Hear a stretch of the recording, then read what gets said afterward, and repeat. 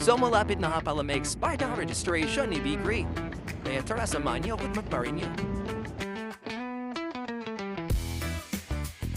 Kaya ang una natin gagawin ay pumunta sa Emission Testing Center. Dito nga pala ako yearly napapatest sa LDA. Located nga pala ito sa Zamora Street, Barangay San Roque, Tarlac City. Time check, 8:42 na umaga. Magpapalista nga muna pala tayo. Ang bayla lang IMOR at CR lang yung motor. Sa mga nakakuha ng alternative plate gaya nito, mas mainam kung pumunta muna kayo sa LTO para mapaverify at ma-check kung ito naman ang iyong plaba. So ayan, tayo na ang sumunod.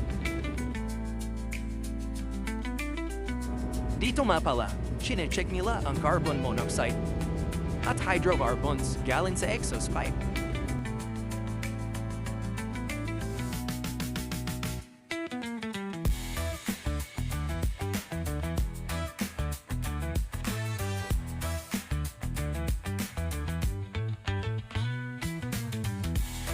At ayan, patapos na.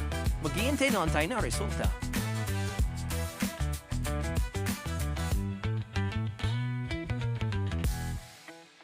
Kapag mayroon tayong result, sunod naman ay kuha tayo ng insurance. At dito na pala tayo kuha sa Sterling Insurance Company. Malapit nga rin pala ito sa LDA. Located naman ito sa Anita Building sa Zamora Street, San Roque, Tarlac. A few minutes later. Pagkatapos natin makakuha ng insurance, pupuntahan tayo sa LTO District Office.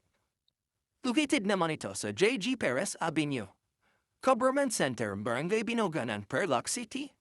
Bibigay nga muna pala natin ang copy ng MORCR, Emission Test Result at Insurance sa no-duty Security Officer. Oops, bawal ang fake, sir. Pipila na naman nga pala tayo ulit para sa vehicle inspection. Dito, chinecheck nila ang appearance ng iyong motor. Headlight, signal light, brake light, busina, at iba pa. Ganon din sa mga sasakyan.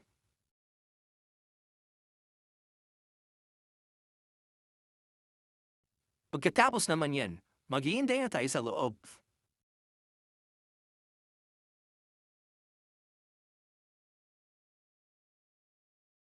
Ipapasa na natin dito ang mga requirements.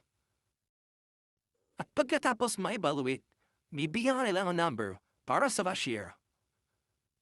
At ayun na, tapos na. Valid na ito hanggang March 14, 2027. Ang nagastos pa na natin dito ay emission 450, insurance 341, at LTO registration 254.50. At ang total ay 1,045.50. Sana'y nakatulong ang video na ito. Salamat sa panonood. Ride safe!